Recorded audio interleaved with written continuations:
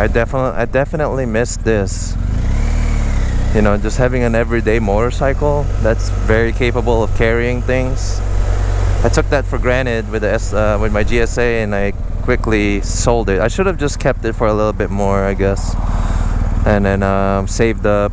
I didn't think it was gonna take me this long, so it's good that I did that so that I could actually appreciate the weight and the amount of effort and the money that it took to get this.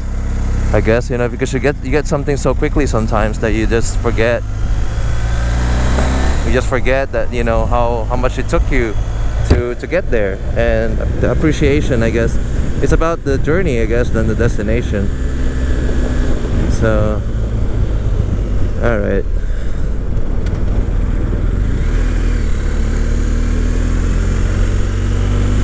I forgot to strap in my other strap. Hopefully I have some time. Oh, I got it. Just in time. Alright.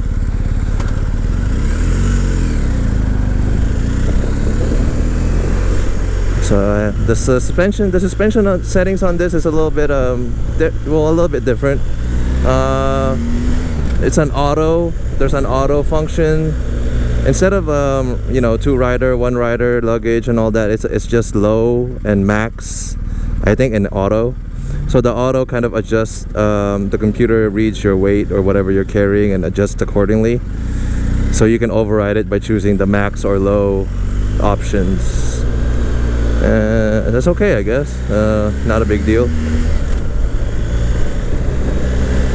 Kind of got used to, because when I go on also with the road versus dynamic suspension mode, the road is so bouncy. So let's try that. But I guess it works when you are cruising on the freeway. It soaks up all the bumps, but it's so soft on the street. When you get off the freeway, it's super soft, and it's just you're bouncing around like.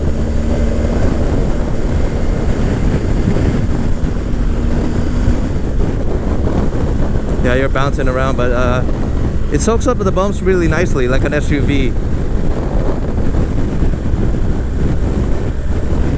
Yeah, it does soak it up. It's like it kind of rides like a dirt bike a little bit.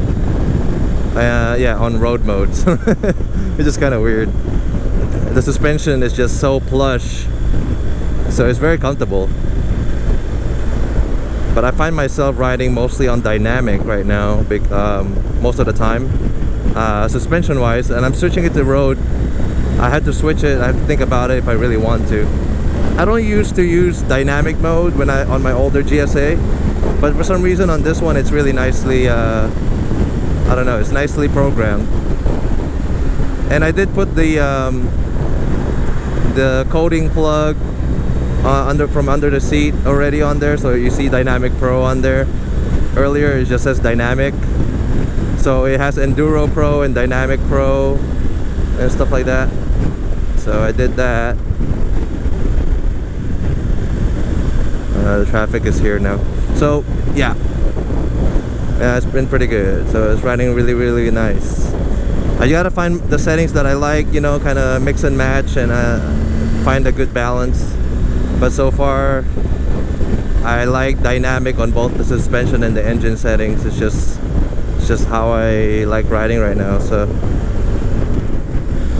the bounciness of the road mode, I just can't seem to get used to that right now. It is bouncy. Alright, you guys, I kind of rambled there. I just giving you guys a general you know, kind of overview of how the bike is riding.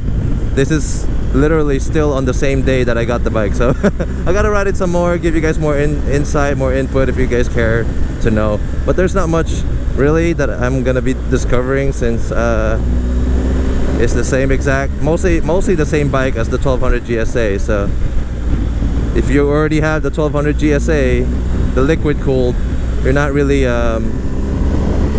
the only thing that you're gonna be upgrading is the engine on that one. The engine on this is, it's amazing. So all right, Once again, thank you guys for watching, and I'll see you guys on the next video.